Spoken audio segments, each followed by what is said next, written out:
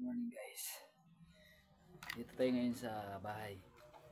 Dahil sa sobrang init, bumili tayo ng bagong unit ng electric fan. Ito kakaibang electric fan. Ito bubuuhin natin. Ito yung motor niya. Yan. Ito yung mga LC niya. Isa, dalawa, tatlo, apat, lima. So ito yung kanyang paa. Mayroon na naka install na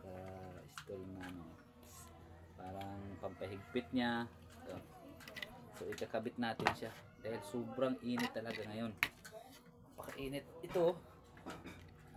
Medyo hindi naman kamahalan pero okay naman siya. Wala siyang motor na katulad ng mga electric fan talaga na dinamo lang yung gamit nito. Matipid sa kuryente ito. So ito ikakabit na natin siya. Dito natin siya isalpak. So kailangan natin ng plies. Ito. Luwagan lang natin. Ito maluwag na to. Kaya pwede itong kamain. Pero pag maghigpit tayo, kailangan natin gumamit ng plies. So ito. Isalpak na natin. Madali lang siya. Ganyan lang oh. Yan. Isalpak mo lang siyang ganyan. Kabit mo lang siya. Pihit mo lang siyang ganon. Yan. Yan. Kailangan ano siya pantay na yan. So kailangan natin gumamit ng plies kasi higpitan natin. Ay bumuka ang aking plies.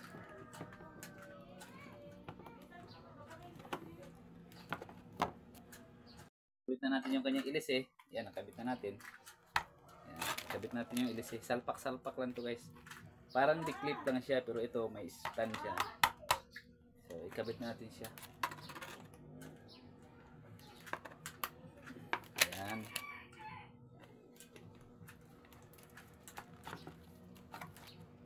Ayan.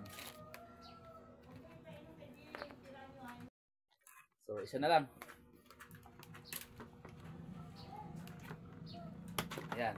So buo na yung electric pan natin. Ayan. Diba? Buo na siya. Testing na natin siya.